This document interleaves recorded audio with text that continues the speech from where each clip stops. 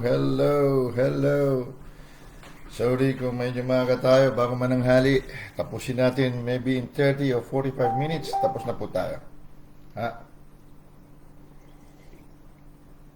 Nagkakape pa lang tayo. Mamaya pantanghali mga 2 o'clock. Mamayang hapon po kasi medyo busy na lahat. Maaring ako rin. So pag-uusapan po natin ang tapusin po natin serye nating Sons and Daughters of God. Tapusin po natin. Part 12. At sa New Year ay ibang serye naman ang ating hihingin sa Panginoon. Kaya po siniserye natin, ulitin ko po, dahil sa mga hindi po sanay sa ganitong pagtuturo, masasabi nilang paulit-ulit.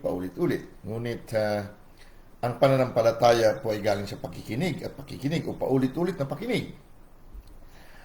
Lahat po ng ating buhay, mahirap man, sakit man, o anuman, mabuti man o masama na buhay, ito po lahat ay galing sa paulit-ulit na pakinig.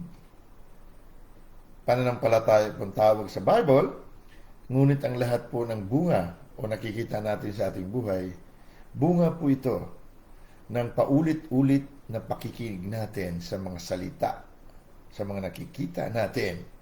Kaya po tayo ay nagkaroon ng pananampalataya o katotohanan o realidad. Ang kahirapan po ay galing sa patuloy na pakikinig at pakikinig din.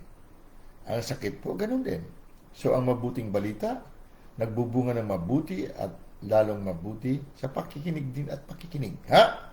So siniserye po natin. Nandyan ang ating mga masugid na mga ka-DNA, si Pastor Jing namin. Nandyan na rin ang ating mga pastora. Nandyan na rin ang ating Ate CJ. So, andyan na rin si Ate Sina namin. Long time no here, guys. But I hope that before the end of your holidays, na makapag declare kayo through live ng the power of your tongue sa New Year siguro before magpumasok uli ang taon. Samantalahin natin, minsan lang po ito sa isang taon, yung nagpa-fasting tayo, once a day lang naman, ang unang fasting natin, yung mga pakikinggan, yung mga videos, yung mga websites na hindi po ayon sa ating katauhan, ay atin po ito itakwil. Yung mga salita na nagbibigay ng negatibong mga damdamin, katulad ng selos, inggit, paghihiganti,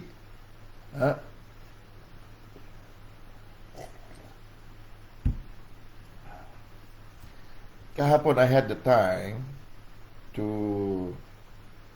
mingle with Christians dito at may mga Pilipino rin. At naroon ang pananagot o pananalita ng paghihiganti. Pero puro sila mga preachers. Na hindi naman natin napagpuna noon. So, ito po ang ating dapat itakwil sa magbagong taon. Iiwan po natin sa lumang taon itong mga kamalayan, pananalita. So, sa araw na ito, siguro marami tayong itatakwil na dapat madala natin sa New Year. Kasi kung ano po ang ating niyayakap, iyan po ang ating maisabuhay. Ano naman ang ating ikinagagalit, yan po naman ang mawawala sa atin.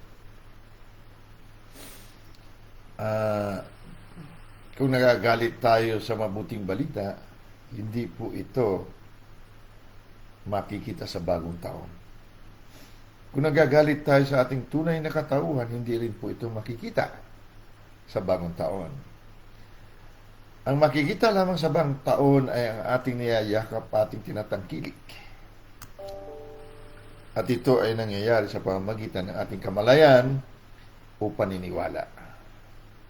Very simple po ang ginawa ng Diyos. Ginawa niya lahat, hinanda niya lahat. At ibinigay niya ang authority o kapangyarihan sa tao na lalangin ito. Hindi alam ng tao na siya ang manlalalang ng kanyang buhay. Maraming Kristiyano, kasama din ako noon, na ang akala natin, ang buhay natin ay inaasa natin sa Panginoon. Ngunit ang Panginoon, hindi po ganyan. Ihinanda po niya mula sa simula pa lang ang lahat ng mabubuti at lalong mabuting mga bagay para sa atin. Mabubuting buhay, ligtas na buhay, malusog na buhay, mapayapang buhay, makapangyarihang buhay. Hinanda na po niya. Kaya sabi niya sa Ecclesiastes chapter 3 verse 15, ang bukas na darating ay nangyari na rin. Ang nangyari kahapon ay nangyari na. Ang darating pa ay nangyari na rin. Ang hinahanap ng Diyos ay ang nangyari na rin. Anong ibig niya sabihin? Hinahanap niya. Hindi po siya gaganap. Hindi po siya maglalalang dahil nalalang na po niya sa espiritual. Sa mundo nating tunay, nalalang na po ng Diyos ang lahat. Kaya sa Efeso 1:3, mababasa natin, pinagpala na tayo ng lahat ng uri ng pagpapala sa sangkalangitan kay Kristo Jesus. Sa sangkalangitan po. Ngunit nababasa din natin sa Genesis chapter 2, na ang nilalang ng Diyos hindi nakita sa lupa dahil wala pang tao. Ang mga kailangan ng tao, kakahuyan, buong ng kahoy, kakainin niya, hindi po nakita sa mundo dahil wala pang tao. Sa makatuwid, ang tao sa lupa na buto at laman ng Diyos, na wangis at katulad ng Diyos, ang may karapatan, ang may authority na ganapin o lalangin ang nasa sangkalangitan o espiritual para makita sa ating paligid. Ganito po ang buhay ng tao, Kristiyano man o hindi. Ang demonyo po, lahat ng sakit nilalang niya. Lahat ng kahirapan ng pagnanakaw na ilatag na po niya. Ngunit hindi siya pwede lumabas sa prinsipyo ng Diyos. Kailangan lalangin din ng tao ito sa pamagitan ng kanyang pananampalataya. Ganon kasimple po ang positive at negative dito sa mundo. Tayo po ang nagpapatupad. Tayo naglalalang. Nakalatag po ito sa sangkalangitan. Masama man o mabuti. Nandiyan na naghihintay. Sa oras na napaniwalaan mo, binanggit ng bibig mo, na ilalang mo. Gaano kasimple, ngunit gaano kamapanlin lang. Yan po ang binubuwag natin sa reliyon. Kahapon, sinabi ng isang preacher, sabi niya, if it is God's appointed time for me to die, then I will die. Sabi ko, no. Tell me, show me in the Bible, in the New Testament, that God has appointed you to die. Merong isang talata sa Hebrew chapter 9. It is God, sabi doon, it is appointed for man to die once. After that, condemnation. The death is condemnation. It is appointed. Nakatalaga sa bawat taong mamatay pagkatapos niyang paghukom, paghuhusga. Yun ang sinabing appointment. But, kapag ikaw at ako ay Kristiyano na, may buhay Kristo na, namatay ka na, kapatid. At nabuhay ka maguli. Kasama ni Kristo. Man ang sinabi doon. Normal man. Ngunit ang anak ng tao, na tunay na tao, ay namatay dahil sa iyo. Nung binanggit mo ito, na binuhay siya ng ama mula sa patay, kapatid, namatay ka. Therefore, ikaw nang masusunod sa mundong ito. When you know, kapag alam mo, na naghahari ka sa buhay. He who receives abundance of grace and the gift of righteousness shall reign in life. Hindi sinabi appointed by God. Kaya sabi ni Pablo sa Filipos chapter 1, kung matandaan natin 23 to 24, sabi niya, 22, 23 verses, namimili ako, naipit ako sa dalawang bato ng desisyon. Gusto ko na desisyonan na umalis papunta sa Panginoon. Dahil ito ay kabubuti ko. Ngunit para sa ikabubuti nyo, sabi niya, nagdesisyon akong manatili muna. Gusto ko pong maunawan ng lahat ng Kristiyano ito. Sabi ko, paano ang mga binagyo, nangamatay sa baha sa Pilipinas kamakailan lang? Appointed ba ng Diyos na mamatay sila? Mga bata, mga ina? Paano member ninyo? Kabata-batang ina namatay sa kanser. Iniwan ng mga anak. Bata pa, wala pang 40 anyos. Yung elder, namatay din sa Alzheimer. Pinabayan ng mga anak, namamaw sa kanyang bed. Nadisgrasya ang isa. Tumalbog ang sasakyan, patay. Nagpapiano ang isa sa loob ng church, patay. Appointed by God, sa gitna ng worship, namatay ang kanyang anak. Kapatid, please, mag-isip-isip tayo. Ginawang simple lahat ng Diyos. At ginawa ng simple ng kalaban, ang pagnanakaw, pagpatay at pagwasak. Inilatag na nila. Ikaw at ako ang may authority sa lupa. Sa oras na dinisisyonan mo sa pamagitan ng iyong kamalayan, paniniwala, na mamamatay ka kapatid. Dinisisyonan mo, pinakinggan mo, patuloy at pakinig ng pakinig na may sakit ka, magkakasakit ka kapatid. Natandaan mo sabi ni Pastor Chris, pagka mayroon kang diarrhea, sabi niya, huwag mong sabihin may diarrhea ka. Dahil sigurado punta kang hospital. Sabi niya, siya nakaratay siya 2 beses. Hindi siya makabangon. Dinala siya, in-stretcher siya, dinala ng kapatid niya sa asawan sa ospital. Pero habang dinadala siya, hindi siya makalugulapay. Sabi niya, I am not sick. I can never be sick. No, sabi ng kapatid niya, oo nga. Sa loob-loob ng kapatid niyo, sick ka nga. May sakit ka nga. Ito ang pananalita mo, sila na ulo mo. Pagdating sa ospital, tinignan ng doktor. Sabi niya, wala naman ako nakita sa kanyang sakit. Lahat ng CT scan kung ano-ano. Sabi niya, second opinion, lipat sila sa kabila. Ganon din ang nakita ng doktor. Walang sakit. Tinanong ang kanyang misis, ano po ang trabaho niya?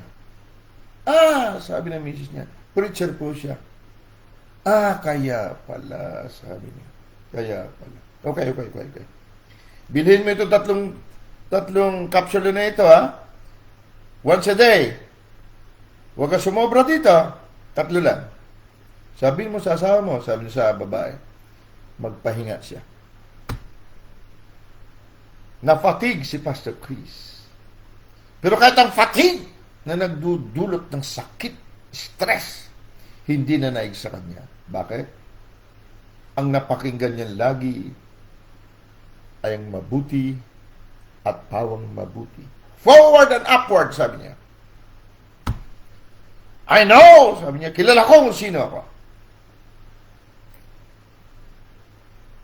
Kaya sa New Year, pakiusap kapatid, iwanan natin.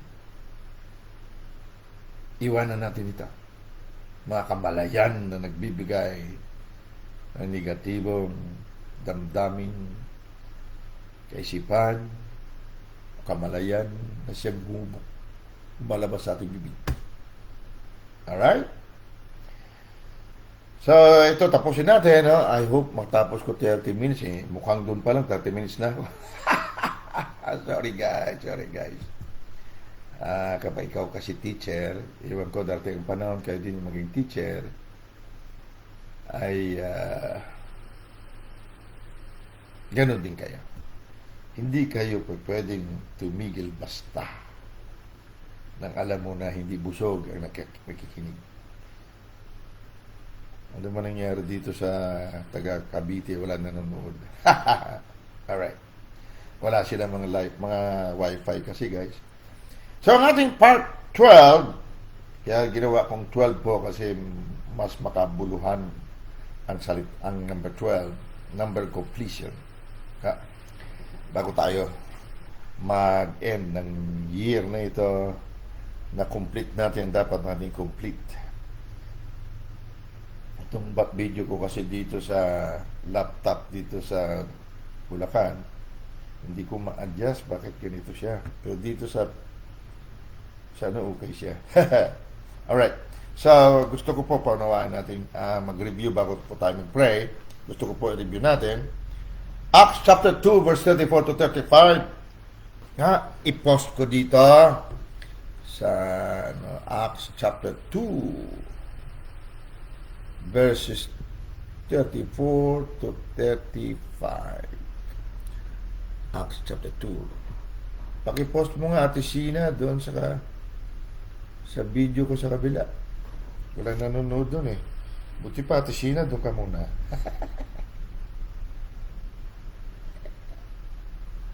Ayun, may dalawa. Alright. So, Acts chapter 2 verse 34 to 35. Kung hindi po ninyo ito nababasa pa, gusto ko pong basahin natin. Sa mga anak ng Diyos po ito, pakiusap. Gusto niyo po ba maging anak ng Diyos o kayo po ba anak ng Diyos? Alamin po natin ito. Iba po ang anak ng Diyos, ha? Malalaman natin sa gabing ito o sa umagang ito. Anong oras na ba? Tama. Alright. Verse 34. Acts chapter 2. For David is not ascending unto the heavens, but he said himself, The Lord said unto my Lord, Sit thou on my right hand until I make thy footstool. 34 and 35 Tagalog.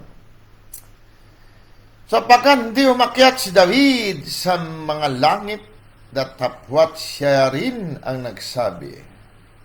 Sinabi ng Panginoon sa aking Panginoon, Mupo ka sa kanan ko, hanggang sa gawin ko ang mga kaaway mo na tungtungan ng iyong mga paa. The Lord said unto my Lord. Glory be to God. Hallelujah. Father Almighty, great I am, Abba. You are our Lord. And now, our lives is the Lord.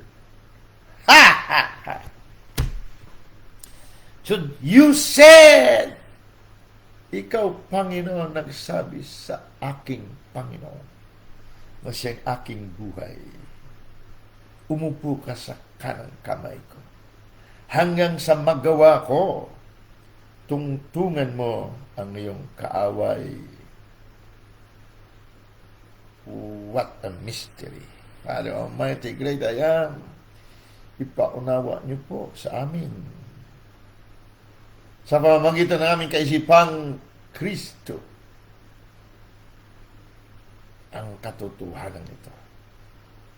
Thank you for the blood, dugo mo, Lamb of God, Christ Jesus, na walang humpay na naglilinis sa amin sa loob at sa labas, upang kami walang humpay din na malinis, walang dungis sa harapan ng aming Ama, ating Ama, sa pag-ibig.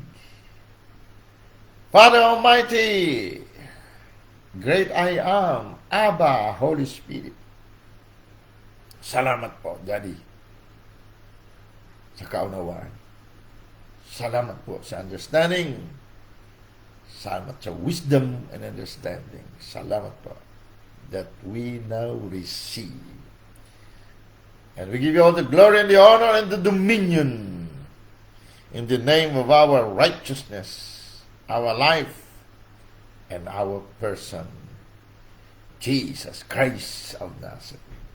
Amen. Angels of God will dispatch you again. Bantayan itong na ito hanggang sa dulo ng mga makikinig pa. In Jesus' mighty name. Amen. Hallelujah. Palagay ko diyan pa lang, solve na tayo. Sapagkat hindi umakyat si David sa mga langit, datapwat siya rin na nagsabi, sinasabi ng Panginoon sa aking Panginoon, maupo ka sa kanan ko, hanggang sa gawin ko ang mga kaaway mo na tungtungan ng iyong mga pa. Dalawang Panginoon po ang binanggit. Sinabi daw ng Panginoon sa kanyang Panginoon. Panahon ni David, marami pong revelation kay King David. Kung may time sana tayo. The Lord, capital letter L-O-R-D, said unto my Lord, capital L, but small O-R-D. Sabi ni Jesus, the Father is greater than I. But if you see me, you see the Father. Ang buhay ng Kristiyano, kapatid, ay si Lord. Ito ang sinabi ko kahapon sa mga preachers na kinamuhian nila. Ngunit, naunawa ko dahil ako ay ganun din nung araw. Ang Lord na ito at ang Lord na maliit, ang O-R-D, ay iisa. At ang dalawang Lord na ito ay nasa iyo. The Father and the Son. But ang Lord na maliit, ang O-R-D, ay siyang buto at laman o nakikita na Lord na capital letter L-O-R-D. Yan ang katotohanan.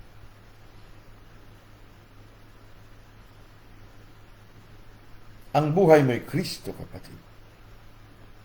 Ngunit si Kristo na buhay natin ay kapuspusan ng Diyos. Hindi ba't sinabi, ikaw at ako ang templo ng banal na Diyos? Hindi ba't sinabi na ikaw at ako ang templo ng banal na Espiritu? Hindi ba't sinabi na ang buhay natin ay Kristo? Hindi ba't sinabi sa Acts chapter 17, wala na tayong ibang buhay kundi siya? At tayo lahi ng Diyos. Tapos sinabi ko, tell me,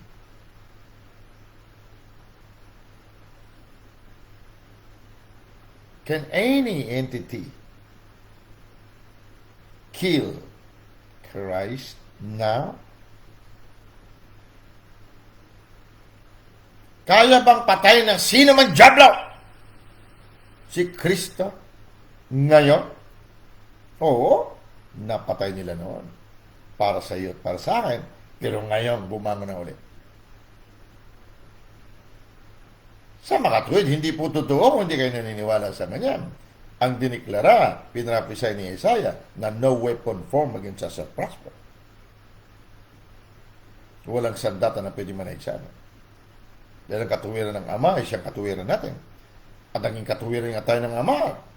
sa 2 Corinthians 5:21 dahil tayo na kay Kristo Jesus. Ang gusto ko po patunayan dito, yung umupo sa kanan kamay ng Lord, L-O-R-D.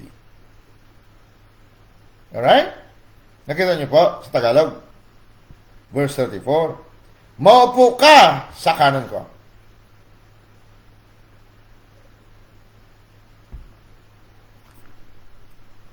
Sigurado si Lord Jesus nakaupo.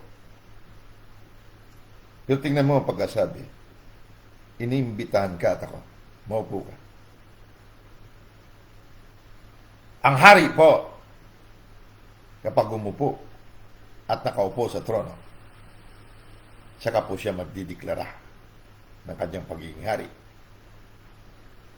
Dahil hanggat hindi tayo maupo sa kanan kamay ng ating Ama, hindi niya magagawa na ang kaaway natin ay maging tungtungan natin. Hanggang sa gawin ko ang mga kaaway mo na tungtungan ng iyong mga paa. Pero maupo ka. Inimbitahan tayo bago magbagong taon, maupo ka, anak.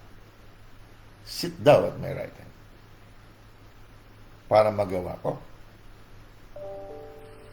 ang dapat kong gawin. Marami sa ating hindi po umupo. Balisa dito, balisa doon. Be still and know. Sinasabing be still, umupo ka. Relax. Marami sa atin, ako rin po, kadalasan, balisa. Ngunit pag naalala ko, teka, bakit ako balisa? Ibig sabihin, hindi ako nakaupo.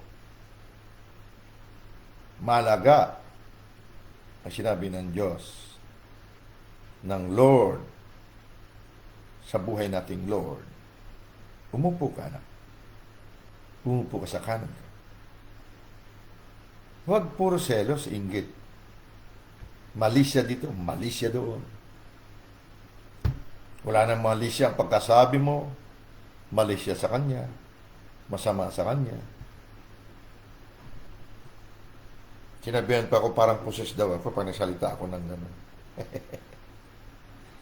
Sabi ko, ang Bible ang sinasabi ko sa iyo. May Bible ka. Basahin mo. Kaya ko sinasabi sa iyo, dahil tingnan mo ang grupo mo. Nga sa naghiwalay kami, kumalma siya at gusto akong yakapin. No, touch me not. Alright. So, gusto ko patunayan kung sino nakaupo. Ang mga nakaupo sa kanan kamay ng Ama ay ang kanyang kapuspusan. Hanggat hindi tayo umupo sa ating trono, kapatid, hindi po kompleto ang Diyos.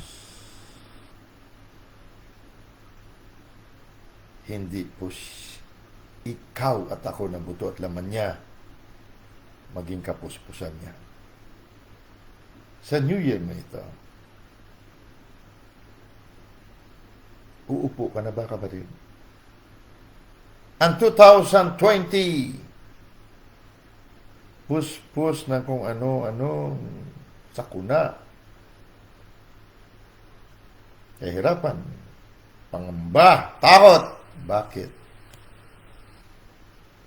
Hindi tayo umupo, kapatid. Ayaw natin umupo sa trono.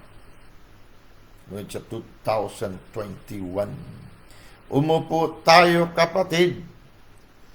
At ang lahat ng mga umatake sa atin sa 2020, ilalagay natin sa ating ilalim, sa ating panan.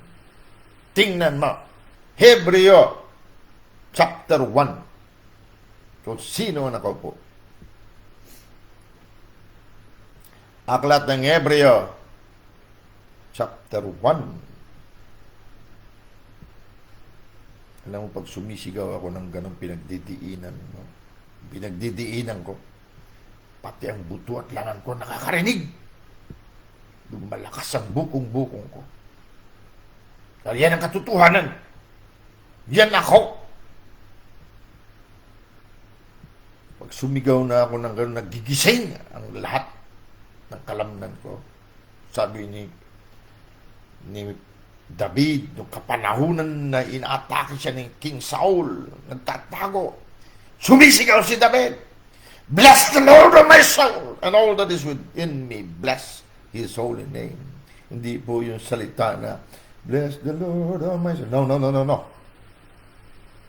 Umaawit nga, ngunit sumisigaw si David.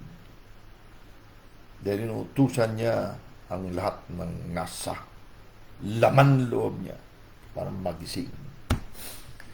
Hebreo chapter 1 verse 13.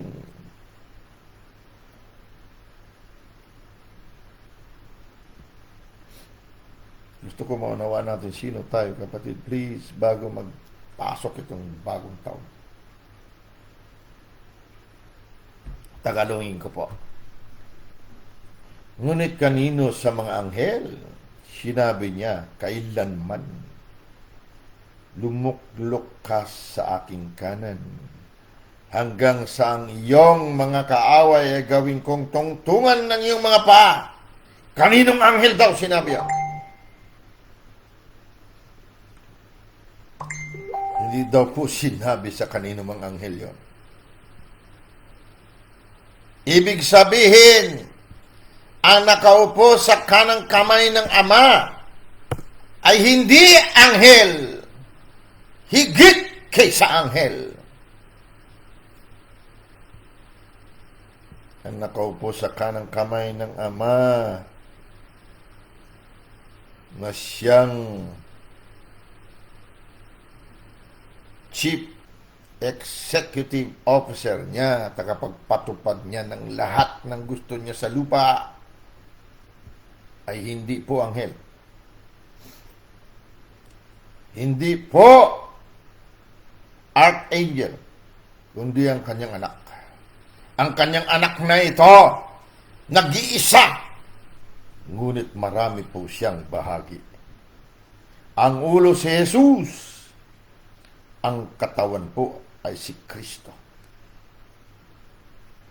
Ang tawag sa kanya, Jesus the Christ. Jesus the Anointed One.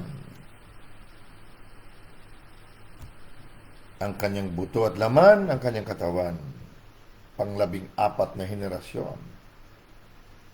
Si Jesus, pang-13. Ngunit ang ulo at ang katawan ay iisa. Yun po ang nakaupo sa kanang kamay. Itong kanyang katawan, itong kanyang anak na tinatawag Lord, na pinaupo niya sa kanang kamay niya, ito pong sinasabi sa aklat ng Juan chapter 3 na ipinanganak ng Espiritu. Pinanganak po ng Elohim, ng Most High God. Ikaw at ako. Yan po, nakaupo sa kanang kamay. Katawan ni Jesus na iisa sa kanyang ulo. Para maging tagapagpatupad ng good and very good. Hindi po magawa ng Ama na ipatupad ng gusto niya hanggat hindi tayo nakaupo sa kanang kamay. Ang nasa kanang kamay ng Ama hindi po upuan basta, kundi authority. At ang authority na ito sa nakaupo sa kanang kamay, ang ibig sabihin ng kanang kamay, the greatest power of God. Ang nakaupo po sa kanang kamay na siya nagpapatupad ng lahat ng mabuti at mabubuting lalo. Sa mundo na nakikita, ang buhay po niya ay ang Ama. Hindi po anghel. Kung maunawaan sana ng mga anak ng Diyos na hindi reliyon ng Kristyanismo, hindi doktrina ng tao, siya ang nakikitang Ama. Siya ang tagapagpatupad ng Ama dahil sabi niya, lalangin natin ang tao na kawangis natin katulad natin.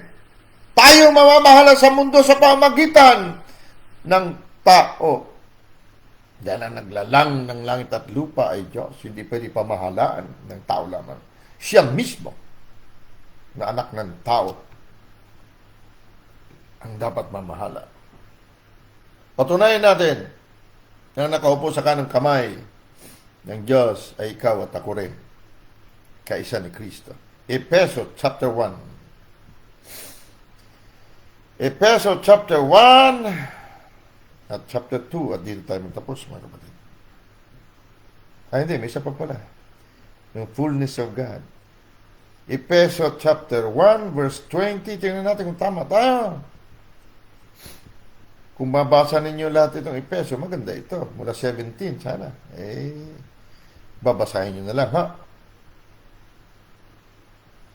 Efeso chapter 1, verse 20. Hanggang sa dulo. 23. Na kanyang ginawa kay Kristo ng ito'y kanyang buhayin maguli, ikaw at ako to, kasama ni Kristo, sa mga patay at pinaupo sa kanang kamay o sa kanyang kanan sa sangkalangitan.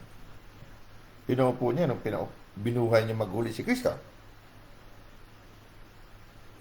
Pinaupo po niya sa kanyang kanan kamay. Verse 21. Tingnan niyo kung sino ang kasama ni Kristo. At ano yung posisyon na yan? Sa kaibabawan ng lahat ng pamunuan at kapamahalaan at kapangyarihan at pagkasakop. At sa bawat pangalan na ipinangungusap, hindi lamang sa sanglibutang ito, kundi naman sa darating. Ang nakaupo po sa kanang kamay ng Ama, higit kaysa lahat ng pamahalaan, kapangyarihan, kasama po diyan ang anghel at demonyo. Ang nakaupo po sa kanang kamay ng Ama, sinabi kanina sa Hebreo 1:13, kaninong anghel sinabi na umupo ka sa kanang kamay ka? Ibig sabihin din sa verse 21, ang nakaupo sa kanang kamay ko, higit na mataas sa anghel, kasama ang demonyo. Far above every principality and power. Ikaw yan, kapatid. Bago matapos ang taon na ito, kailan maging kamalayan natin ito? Hindi tayo tao lamang, higit tayo na mataas sa anghel. Bakit? Nung pinanganak tayo ng Espiritu, walang anghel na kauri ng Diyos. Wala. Ang anak lamang niya, ang kauri niya, katulad niya, kawangis niya. Ikaw at ako ito. Anak ka ng banal na Espiritu, anak ka ng Diyos, hindi ka anghel. Mas mataas ka sa lahat ng anghel, kapatid. Ito ang napakasakit na katotohanan. Kaya masakit. Dahil hindi kayang tanggapin ng mga anak ng Diyos. Ngunit dahil pag hindi natin natanggap ito, makakasingit, makakapasok pa rin ang magnanakaw. Kaya marami ang galit sa katotohanan na ito. Tingnan mo, hindi ako nagsabi, yan malinaw. Verse 23. Sino ito? Na higit, sabi niya. Verse 22, at ang lahat ng mga bagay ay pinasuko niya sa ilalim ng kanyang mga paa, tungtungan lamang niya. At siyang pinagkaloobang maging pangulo, ulo, ng lahat ng mga bagay sa church. Sa kanyang katawan, tinawag dito iglesia. Dito naman ninakawan ng iglesia ang kanilang mga membro. Sila lang daw ito. Dahil pangalan nila iglesia ng kanilang Kristo. Ang sinasabing iglesia po dito, ecclesia. Ang ecclesia po ay katawan ni Jesus. Tawag sa English, church.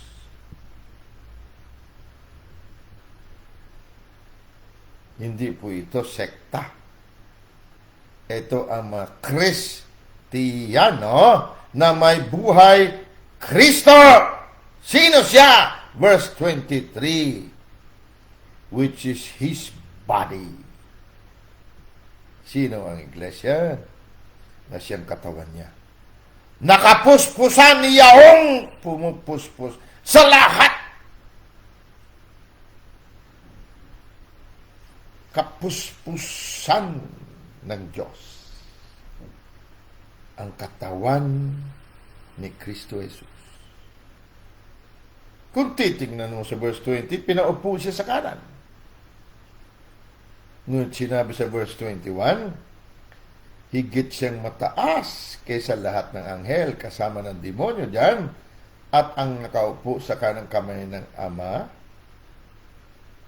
ay kaisa ng kanyang katawan. Buto at laman ni Jesus.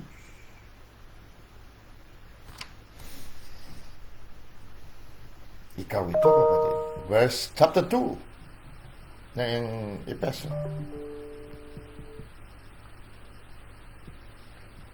Pinuputol-putol po natin para mabilis tayo. Andiyan kaya chapter 2 ng Epeso. Simulan natin sa verse 1. Dahil doon din lang tayo tumigil sa verse 23 ng chapter 1. At kayo'y binuhay niya nang kayo'y mga patay dahil sa inyong mga pagsalansang at mga kasalanan. Ulitin ko po.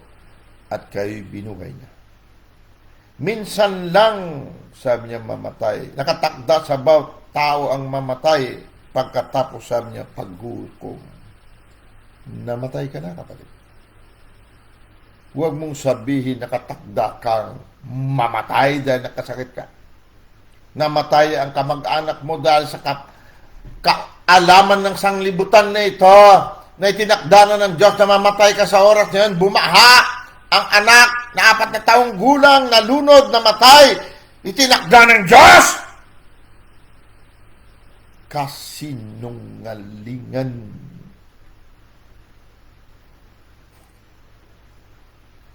Kung itinakda sa tao ang mamatay minsan lang pagkatapos paghukom at ikay namatay na, bumangon ka na mula sa patay. Ano pang kinalalaman ng kamatayan sa iyo? Nagampanan na ni Jesus at doon sa kanyang kamatayan, isinama ka niya. Legal ang kamatayan natin, kapatid. Minsan lang. Legal. Higit pa sa legal. Dahil tayo na katawan at buto niya namatay. Kasama niya. At nabuhay na maguli. Kasama niya. Ano pang kamatayan pinagsasabi mo? Ngunit ito ay kailangan ng wisdom. Wisdom is too high for a fool. Ang karunungan ay napakataas sa mga sira-ulo. Akala natin kabuti-buti ng ating paniniwala, yung pala sira-ulo tayo sa totoong karunungan. At kayo binuhay niya, hindi ka pwedeng mabuhay kung hindi ka namatay, kapatid. Nang kayo'y mga patay dahil sa inyong mga pagsalangsang at mga kasalanan. The wages of sin is death. Kaya it is destined for a man to die dahil sa kasalanan. Ngunit malinaw sa verse 1, namatay ka na. At binuhay niya maguli. At namatay ka dahil sa pagsasalansang at mga kasalanan. Lahat ng tao ganyan. Ba't mo inaangkin ngayon na nakatakda kang mamatay, tinakda ng Diyos mamatay ka? No! Hindi mo pa nga naumpisa ng iyong misyon sa mundong ito eh. Sabihin mo, tinakda ng Diyos patayin ka? Come on!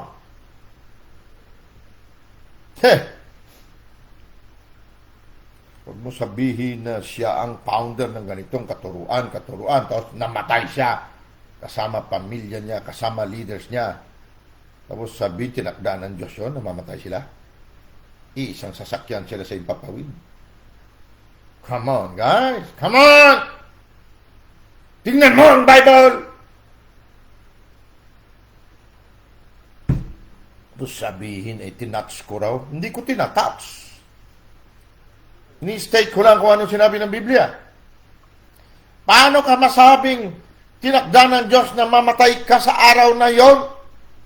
Hindi naman siya dumating dito para pumatay. Dumating siya para buhayin ka maguli. Mula sa kamatayan niya at kamatayan mo. Kapatid, sa New Year na ito, huwag tayo maniniwala. Sinasabing matatalino, ngunit taliwas sa katotohanan na sinasabi. Oo, maganda mga sinasabi niya. Nila. Pero pagdating na sa dulo, sa finish line, ang alam nila, ang Lord pa rin ang masusunod sa buhay ko. Yes! Kung tinatanggap mo na nakaupo ka sa kanang kamay ng Ama. Ngunit pag hindi po si Lord ang nasusunod sa buhay mo. Ibang Lord po ang nasusunod. It's either lie or truth. Sinabi sa verse 1, binuhay ka niya maghuli dahil namatay ka kasama niya sa pagsasalansang at mga kasalanan mo. Malinaw yan. Pagkatapos sabihin mo, tinakda ng Diyos mamatay kayo, bababababa. Come on, come on! Naniwala ka lang dahil matalino siya? Ito, verse 2. Na inyong nilakaran noong una ayon sa lakad ng sanglibutang ito. Anong lakad? Kamalayan, pamumuhay, pananalita. Si Lord ang nasusunod sa buhay ko. Ano? Sinong Lord? Binigay niya ang kasakit na ito para matuto ako. Ano? Binuhay ka pa niya mula sa patay? Kung bibigyan ka niya ng sakit? Come on, guys!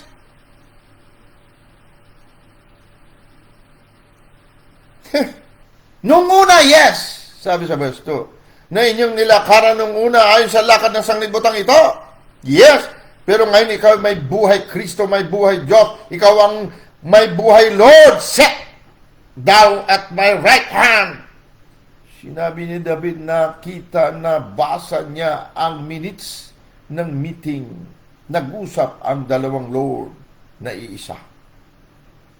Umupo ka sa kanang kamay ko. Matindi ang nabasa ni Haring David, kapatid.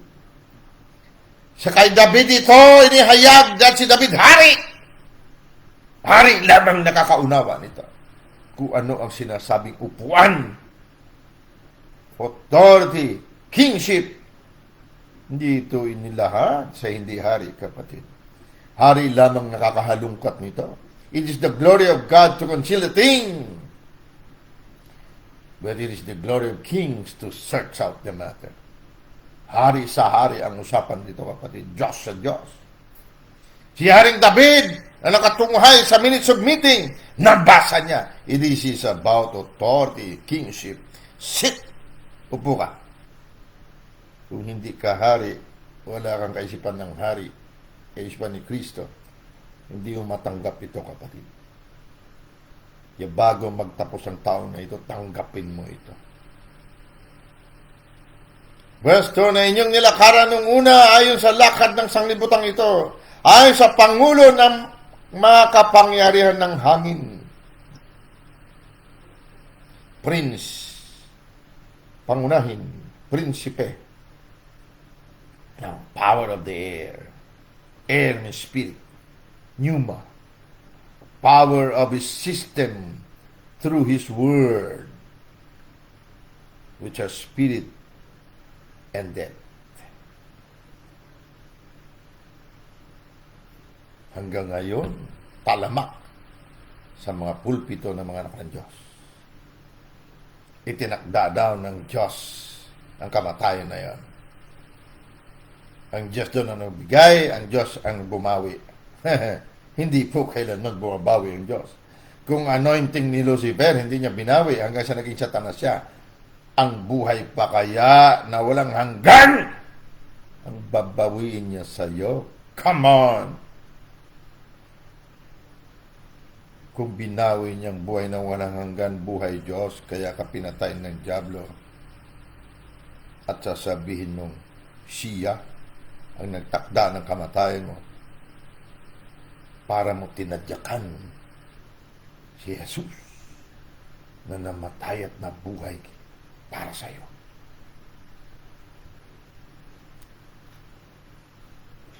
Baguhin natin ating mga modules, kapatid.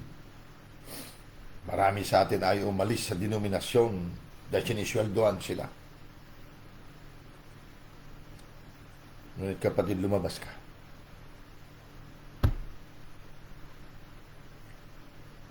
Kung sa loob mo nagpupumiglas ang katotohanan, lumabas ka sa gapos nila. Mag-final ka ng church mo. Pangalanan mo tamang pangalan, hindi denominasyon. At hindi kahihiyain ang buhay mong si Lord. Huwag kang pagagapos dyan, bigyan ka ng barya-barya. Ni sa college, hindi mo mapaaral ang anak mong mabuti dahil umaasa ka lang sa iyong sinisweldo allowance dyan. Sunod ka ng sunod sa doktrina nila. Kung malaki-laki ang lokal mo, bibigyan ka 15,000.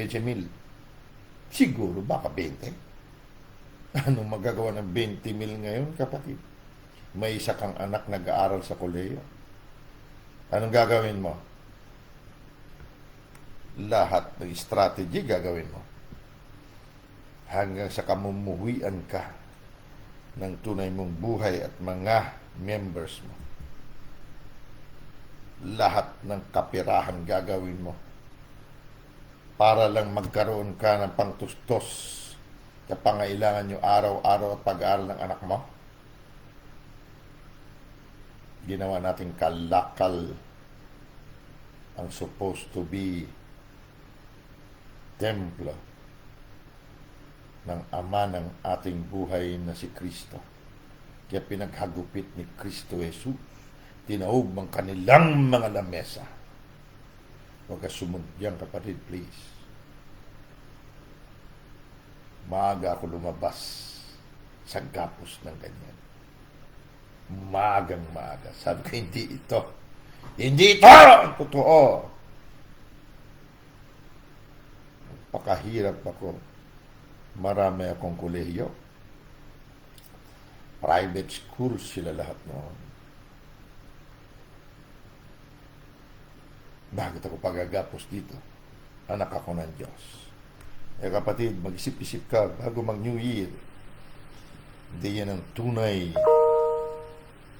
na inilaan sa'yo.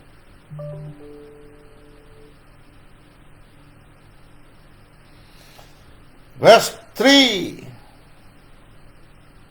Sabi niya verse 2, na inyong nilakaran noong una ayon sa lakad ng sanglibutang ito, ayon sa pangulo ng kapangyarihan ng hangin ng Espiritu na ngayon ay gumagawa sa mga anak ng pagsuway. Pag sinabi mo, kapatid, na itinakda ng Diyos ang kamatayan mo, sinusuway mo, kapatid, ang katotohanan. Ang iyong alam ay ayon sa lakad ng sanglibutan ito. Ayon sa pangulo ng mga kapangyarihan ng hangin ng Espiritu ngayon ay gumagawa sa mga anak ng pagsuway. Pag hindi mo natanggap na ikaw nakaupo sa kanang kamay ng Ama, ayaw mo umupo, yan di mo matanggap na ang buhay mo ay Kristo. Ang buhay mo si ako nga, natatanggap mo, pero puro ka hangin, espiritu ng kapangyarihan ng hangin, puro kayabangan, na mas magaling ka kaysa kapatiran mo.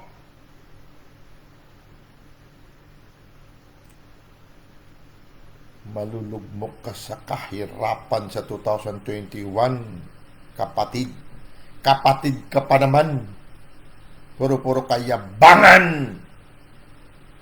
Puro doktrina ng pinanggalingan mo, ipapasok mo sa lagi.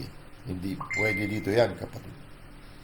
Hanggat may hininga ang aking ilong, hindi pwede dito yan. Lahat ng inyong tinuturo, lahat yan sinitas ko. Wala pa kayong ilan sa inyo, hindi pa pinanganak. Sinitas ko na lahat yan, kapatid.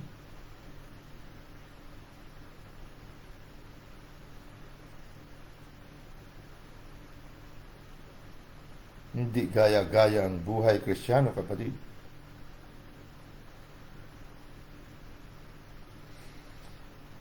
Verse 3, sa gitna ng mga yaon, tayo rin naman ng ibang panahon ay nangabubuhay sa mga kahalayan ng ating laman. Ganyan tayo dati, kapatid.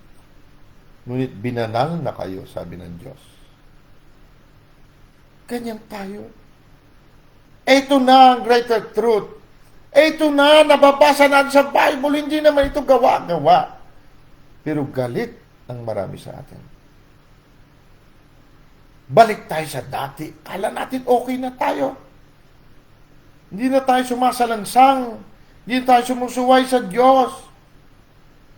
Pero yung paniwalaan mo lang, kapatid, na itinakda pa rin ng Diyos ang kamatayan mo, isang malaking pagsuway, kapatid. Mabuti ang Diyos. Wala siyang kasing buti. God is good. Walang pasumbaling katotohanan niya. Ngunit, He is so good. Napakabuti niya na ibinigay niya sa iyo at sa akin ang pagpapatupad ng lahat na inailatag niya. His image and His likeness. Kaya sinabi ni Kristo Jesus mismo, pagdating ng araw na yon, anuman ang isara mo dito sa lupa, isasara sa langit. Anuman buksan mo dito sa lupa, bubuksan sa langit. Umaasa lang ang langit sa iyo, kapatid. Bakit? Ikaw ang kapuspusan ng langit sa mundong ito.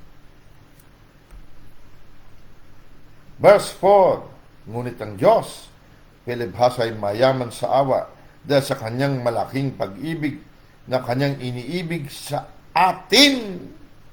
Kahit na noon, verse 3, sabi niya, tayo ay mga ganyan, nangabubuhay sa kalayan ng laman. Ngunit sabi niya, dahil sa pag-ibig niya, bakit niya iniibig ang tao ng gano'n? Bakit? Dahil lahat ng tao galing sa kanya. Bahagi niya bago palalangin ng sanglibutan. Ikaw man, kapatid, kahit isang daliri mo lang, nahiwalay sa iyo, ang may karapatan ka at may kapangyarihan ka na kunan at balik sa kamay mo. Hindi mo ba gagawin? Hindi mo ba iniibig itong daliri na ito? Parang ganyan, kapatid. Bahagi ka na ng Diyos bago palalangin ng sanglibutan. Kaya ginawa niyang lahat, may balik ka lamang sa Kanya. Bangamat, sabi sa verse 5, tayo mga patay dahil sa ating mga kasalanan, tayo binuhay na kalakip ni Kristo. Malinaw yan, binuhay tayo kasama ni Kristo. Kalakip ni Kristo. Tapos sasabihin mo, itinagda pa rin ng Diyos na mamatay ka sa araw na yan. Oh, come on. Binigyan ka niya ng buhay niya para enjoy ang buhay na ito. Kasaganan. Hanggang sa matapos mo ang misyon mo rito. Pag natapos ang misyon mo rito, sabihin mo sa Ama, Ama, uwi na ako. Ikaw masusunod, anak.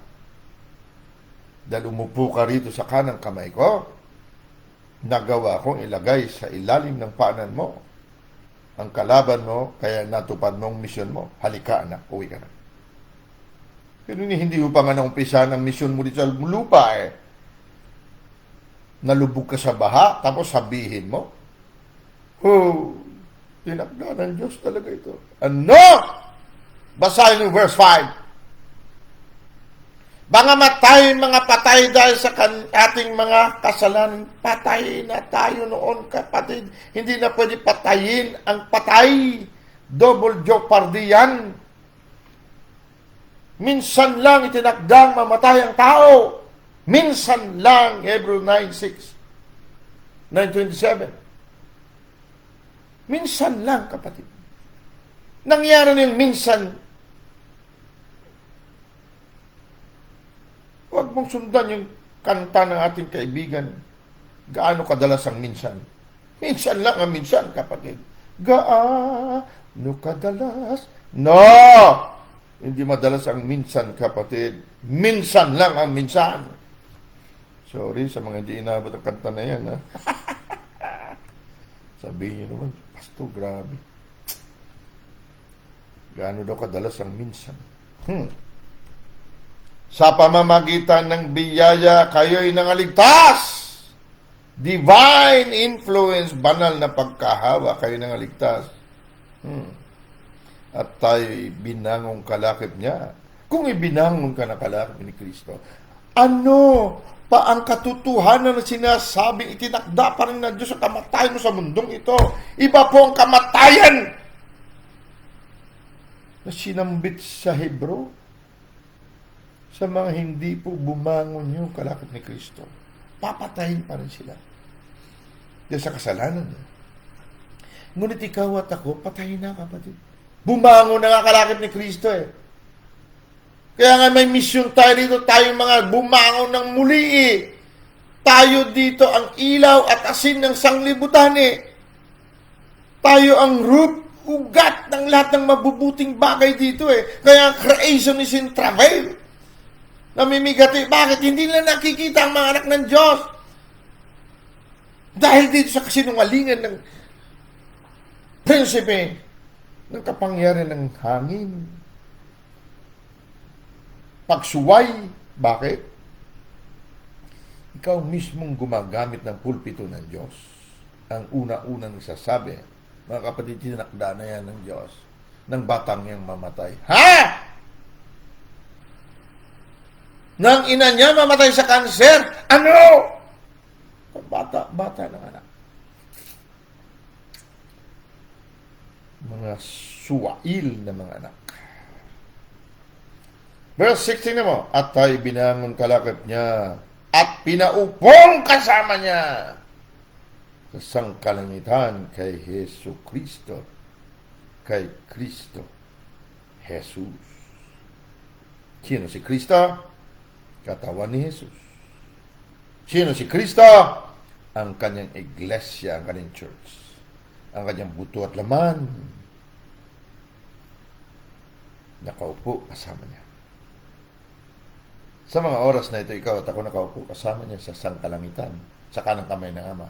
Ngunit, dito sa lupa, kung ayaw mo pa rin paniwalaan, hindi ka uupo, kapatid. Hindi ka nakaupo. Hanggat di ka nakaupo sa kanang kamay ng Ama, ang mga kaaway mo hindi niya mailagay sa panan mo.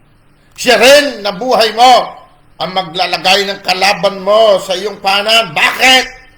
Walang kahirap-hirap, kapatid. Katulad nangyari kay Pedro, lumalakad lamang siya, ang anino niya, tumama sa mga puset, sa mga may sakit, nagtatakbo ng sakit at mga dyablo. Walang kahirap-hirap, kapatid. Dahil nakaupo sa kanang kamay si Pedro. Ganon din si Pablo. They reign in life. Naghari sila sa buhay. Kaya pati ang pawis ni Pablo may DNA ng Diyos. Nung dinampi sa mga may sakit, takbuhan lahat ng sakit. Walang kahirap-hirap! Bakit? Umupo tayo sa kanang kamay ng ating Ama. Kaya siya na buhay natin, si I am. Sa pawis mo lumalabas ang kanyang kapangyarihan. Sa anino mo, nagtatakbuhan ang kalaban. Bakit? Nakaupo ka sa kanang kamay Ngunit hanggang di ka umupo, kapatid, magpapakahirap ka sa 2021. Gawin mo na naman ang lahat ng ginawa mo sa 2020. Ngunit hindi ka mag-ahon-ahon. Bakit? Hindi ka naniniwala. Kaya hindi ka nakaupo. Sino ang nakaupo? Colossus chapter 2. Dito tayo tapos ka pa. Colossus chapter 2. Sino ang nakaupo sa kanang kamay ng Ama? Ito ang pamagat ng ating chapter 12. Dito natin tatapusin ang ating serye na hindi ito magtatapos. Walang katapusan itong paging anak ng Diyos. From everlasting to everlasting ito. Sapagkat sa Kanya nananahan, Colossus chapter 2 verse 9 and 10, kay Kristo Jesus na buhay natin. Kay Jesus Kristo. For in Him, sabi sa verse 8, beware. Colossus chapter 2 verse 8, lest any man spoil you through philosophy and vain deceit, after the tradition of men, after the rudiments of this world, and not after Christ. Tagalogin nga natin. Kayo'y magsipag-ingat baka sa inyo. Kita mo, dito binanggit mag-ingat kayo. Pag wala ka, hindi ka nakaupo sa kanang kamay ng Ama, doon papasok mag-ingat ka. Kasi sabi ko, baka sa inyo'y may bumihag sa pamagitan ng kanyang filosofiya at walang kabuluhang pandaraya ayon sa salit-saling sabi ng mga tao lamang, ayon sa mga panimulang aral ng sanglibutan. Doon tayo nagsimula. At di ayon kay Kristo na buhay Diyos. Ingat ka. Yan, pwede mo sabihin, ingat ka ha. Wala ka kay Kristo. Kaya ingat ka. Hindi sang-ayon kay Kristo ang pinagsasabi mo, pinag-iisip mo. Kaya ingat ka.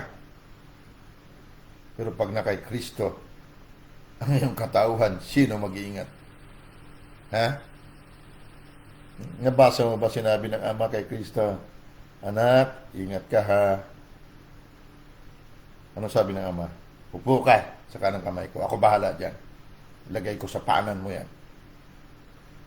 Hindi sinabi ng Diyos, the Lord said unto my Lord,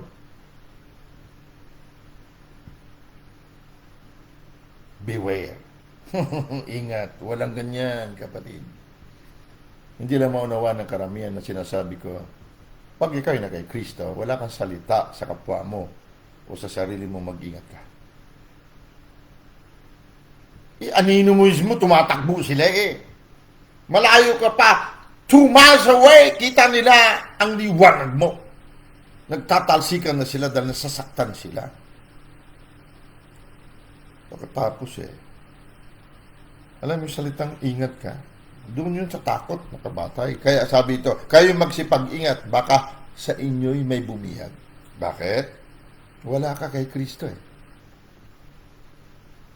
Sabi niya, mga kabuluhan, walang kabuluhan na pandaraya, ayon sa salit-saling sabi ng mga tao, ayon sa mga panimulang aral ng sanglibutan. Kaya kita mo, nagtatampuhan yung iba. Tampu dito, tampu doon, bakit daw ganito, bakit daw ganon. Bakit? Hindi ayon kay Kristo ang tinuturo nila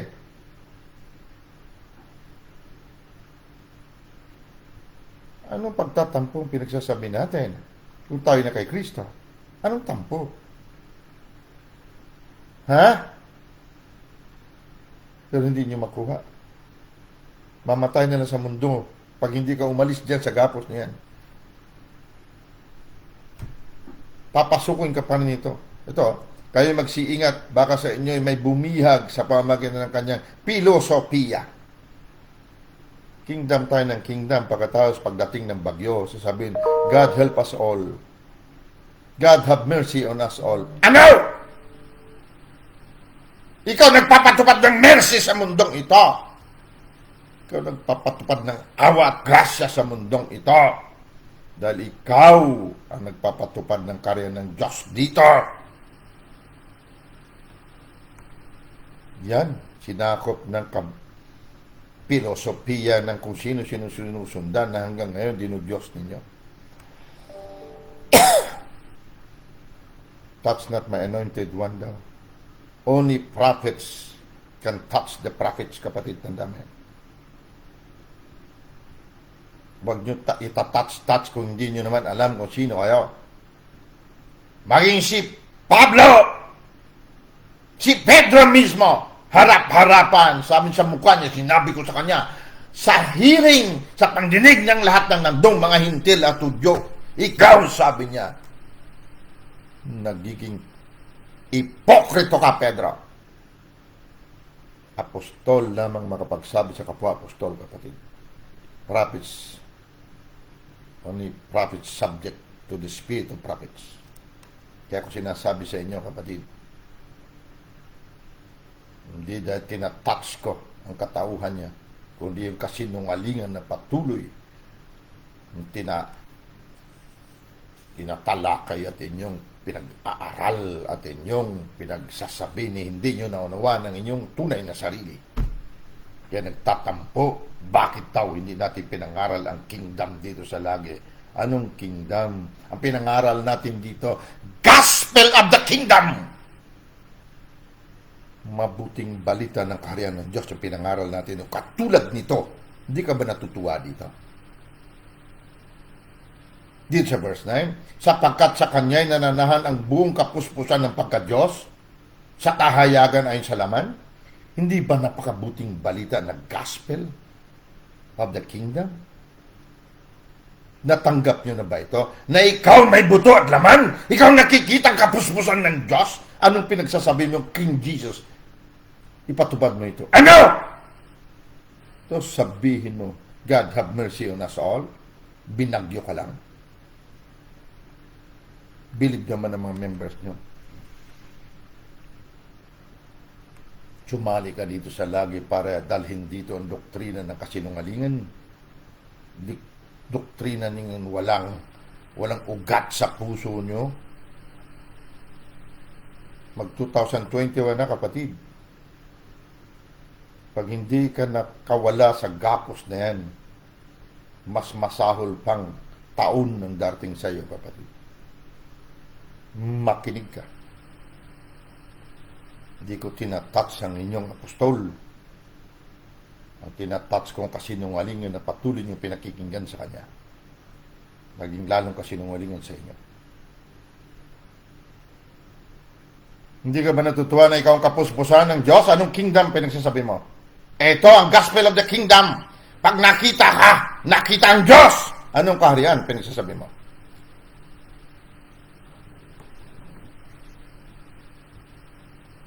Ayon sa laman. Sino ang may laman, kapatid? Tingnan mo. Who in Him dwelleth all the fullness of the Godhead bodily. Meaning to say, without the body, God is incomplete. Dito sa mundong nakikita. Kung walang katawan, buto at laman ng Diyos sa mundong ito, hindi siya kompleto, kapatid. Hindi siya puspos. Wala ang kanyang kapuspusan. At pang nangyari yan, kapuspusan na yan, completion na yan, ang sabi sa verse 10, and you are complete in Him. Kapatid. Sa 2021, kapatid, tandaan mo, hanggat di ka nakaupo sa kanang kamay ng Diyos, hindi ka kompleto. Diyan nakaupo sa kanang kamay ng Diyos na higit na mataas sa lahat ng anghel at lahat ng demonyo ay kapuspusan ng Diyos. Hanggat hindi ka umupo sa trono mo, kapatid, sa kanang kamay ng Ama, hindi ka kompleto. At hindi rin kompleto ang Diyos sa mundong nakikita. And ye are complete in Him, which is the head of all principality and power. Ikaw yan, kapatid, sa mundong nakikita at sa mundong hindi nakikita. Hinahanap mo ang Ama, Felipe. Katagal natin pagsama, hindi mo pa rin ba kilala ko? Pag nakita mo ko, nakita mo ang Ama na hindi nakikita. Sa makatuwid, sa mundong hindi nakikita, ang anak pa rin na nakaupo sa kanang kamay ng Ama. Ang head of all principality and power. Ikaw yan, kapatid. Baka hindi mo alam. Sa mundong hindi nakikita, ikaw pa rin ang nangunguna, namumuno doon, kapatid. Kaya nga, kung anong talian mo rin sa lupa, tinatalian sa langit, dahil ikaw pa rin nandun. Nakaupo sa kanang kamay ng Ama. Kung alam mo lang sana kung sino tayo. Sa year 2021, kapatid, please, pagbulay-bulayan mo ito, ulit-ulitin yung pakinggan ng mensahe na ito. The fullness of the Godhead, ikaw at ako. Kapuspusan ng Ama, Anak at Banal na Espiritu, sa buto at laman sa katawan, ikaw yan. Huwag mo nang iisipin man lang na tinakda ng Diyos, mamatay ka. Tapusin mo ang misyon mo sa mundong ito at uwi tayo doon. Kasama sa misyon mo, kapatid, magkaroon ka sariling bahay. Magkaroon ka ng sarili mong sasakyan. Kasama sa misyon mo yan. Kailangan mo yan. Dahil ambassador ka ng embahada ng Diyos. Kasama dyan ang pera na kailangan mong gamitin. Hindi yung pag kinakapos ka, sinabi, pinahintulutan ng Diyos sa kahirapan mo. No! Walang ambassador na ganyan, kapatid. Basahin mo. Verse 20 ng 2 Corinthians chapter 5. Ambassador ka, kapatid, ng napakamakapangyarihan, pinakamakapangyarihan bansa at banal na si Kristo Jesus. Tumabas ka na sa panluloko ng prinsipe ng hangin na yan. Umalis ka dyan. Buwagin mo lahat yan. At sama-sama tayong buwagin ng lahat ng gates of hell. Sa yan sa ating misyon, kapatid. 2021. Maraming pastor ang sisibol sa lagi. Hindi ka membro ng lagi, nakikinig ka ngayon. Magka-DNA pa rin tayo, kapatid. Pero kailangan natin umubo sa kanang kamay ng Ama. Dahil yan ang kapuspusan ng Diyos. At tapusin natin ang misyon natin sa mundong ito na lahat ng taong maabot natin, maging kamalayan nila na sila ang kauri ng kanilang Ama, DNA, nakaupo sa kanang kamay, higit na mataas sa mga demonyo, pati mga anghel. Yan ang mga anak.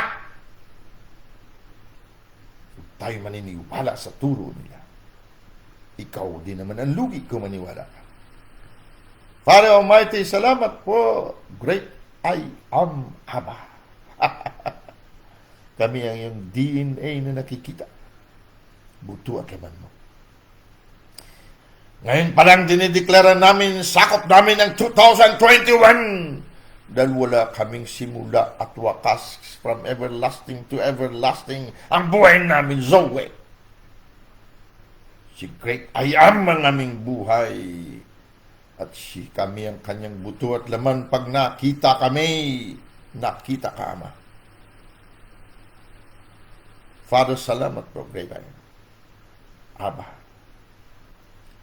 Ang buong 2021 ay upuan namin sa iyong kanang kamay at pagharian ng buhay sa mundong ito. At lahat ng sasakupan namin kasali sa paghahari na ito. Father, salamat po. At ang lahat ay inilatag mo na. At nihintay mo kaming umupo sa kanang kamay mo para maipatupad namin ito. Mula sa araw na ito, uupo kami, Ama. At ipatupad namin ang lahat ng nailatag mo sa sangkalangitan na mabuti at higit na mabuti. at ang 2021 ay tunay na bago. Hindi pa nakita mula noon. Dahil ang iyong mga anak, nakapuspusan mo, ay umupo sa iyong kanang kamay. Ama, salamat po. We embrace you. We love you. Deep in our hearts, deep in our true being, we love you, Father. Because you truly love us because we are one. Kami ang iyong kasukasuan. Kami ang iyong dugo at laman. Salamat, great I am, Abba. We give you all the honor and the glory and the dominion in the name of our righteousness, our life, our very person, Jesus Christ of Nazareth. Receive it, Father. Amen. Hallelujah. We call heaven and earth sa araw na ito. We declare in the mighty name of Yeshua HaMashiach 2021, isakop namin that kami ay hindi sakop ng panahon at lahi. Kaya kaya namin sakupin ang lahat ng may panahon at lahi habang kami naririto sa mundong nakikita. For we are sitting at the right hand of the Father. Now, in Jesus' mighty name, we declare it and we seal it by the power of the Holy Ghost in the mighty name of Yeshua HaMashiach. Amen. Angels of God, salamat po sa inyong pagtupad sa aming dispatching sa inyo in Jesus' mighty name. Amen. Guys, busy na tayo mamaya, siguro. Pero bukas, tanong ni Ate Jen kung ano ba tayo, mag-Google Meet. Kasi pag nag-Google Meet naman, maaaring ang iba ay hindi naman hindi sila makasama or makasama man medyo alanganin. Pero i-open ko lang ang Google Meet. Kung sino sasali, di sasali. Pero ako, umpisa ako ng 11 o'clock. Fasting tayo ngayon ng lahat na nakikita, nadadama, narinig, na hindi tama, na nakakadulot ng negatibong kaisipan o kamalayan, pandama, pananalita. Fasting. Yan ang ating gagawin sana kung sasama kayo. Pati TV, pati serye sa TV, mga report sa TV na puro takot ang dulot, no? Puro pangamba, mga panuorin ng mga serye sa TV, nagbibigay ng galit, ngit-ngit doon sa kontrabida. Iwanan nyo yan, kapatid. Iwanan nyo yan. Dahil pagdating ng midnight, kailangan malinis na malinis. Lahat ng hindi nakapagpatawad, patawarin. Lahat ng kalaban, kaaway, naging katsismisan, na kaungusan ng nguso, patawarin. At i-bless natin. Walang hindi tayo papatawarin. Pagdating ng midnight, kailangan malinis na malinis ang loob natin. In Christ, na kay great I am.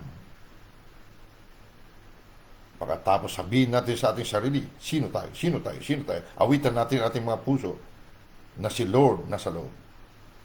Awitan natin ang tamang awit. Hindi yung mga lyrics na kay hirap, kay hirap. No. Kailangan puro mabuti at puro mabuti lang. At doon nagpasalamat na agad. Worship, pasalamat. Hanggang sa pag nadama mo na, wow! Kailan madama? Feeling is the key. Damandama mo. Ganon din ang kahirapan kapag naniwala ka. Damandama mo. Pag nagalit sa loob, damandama mo. Ganon din po. Kapayapaan, be still. Pag nakaupo ka sa kanang kamay ng Ama, damandama mo, naghahari ka. Feeling mo. Damandama mo. Dumiklara ka. Pagpatong ng midnight, deklara mo ang buong 2021 ay sakop mo. Deklara mo ang bahay mo. Deklara mo sasakyan mo, kailangan mo yan. Deklara mo pera na kailangan mo. Deklara mo mga anak mo, mga apo mo, mga tatay, nanay mo. Deklara mo. Sakop mo yan. Ikaw ugat nila. Amen? Thank you guys. Pwede na tayo kumain. Alas 12 na. Love you guys. Love you. Malapit na ako umuwi. Baka magulat kayo. Andiyan na ako. I love you. I miss you. Hindi ba ako namimiss? O hindi. Okay lang. Basta kayo namimiss ko. Okay. Bye. Bye for now. See you tomorrow night. Fasting ha? Hindi pa fasting, di magtampisaw ka dyan. Tampisaw ko dyan sa... Ha? Guys, please. Maging wise naman tayo minsan-minsan. Minsan lang sa isang taon to eh. Minsan lang magsimula ang taon. Minsan lang. Hindi mo na balikan ito. Doon sunod na taon na naman. So gawin na natin. Kung hindi ka makapag-fasting na umaga, tanghali, sa gabi man lang, kapatid, please. Huwag ka na makinig sa mga anak mong ingay. Tingin mong maingay. Pag umingay yan, nag-iiyakan, ang kinig mong music, naku, nag-music naman si Bunso. Ang sarap pakinggan, oh. Huwag mo tanggapin na, ikaw talaga, ganito ka na. No, wag. Malapit na mag-midnight, kapatid. Lahat na may paninira sa'yo, patawarin mo. Lalo yung asawa mo. Alright? Yung mga boyfriend, hindi naman tama. Boyfriend, ikaw pa nagpapakain, ikaw pa nagre-regalo, nagtatrabaho para bigyan siya. Kapatid, kung pwede lang, kung hindi mo siya mabago, iwanan mo! Bago mag-2021, hindi yan ang lalaki para sa'yo. Lalo ng mga responsableng lalaki. Ha? Mga babae naman dyan, na walang ginawa, kundi mang-under. Na kung asawa mo, kapatid, payuhan mo muna. Huwag mo hiwalayan, pakiusap, ha? Alright? I love you guys. I love you. Baka humaba pa. See you. Baka humaba pa eh.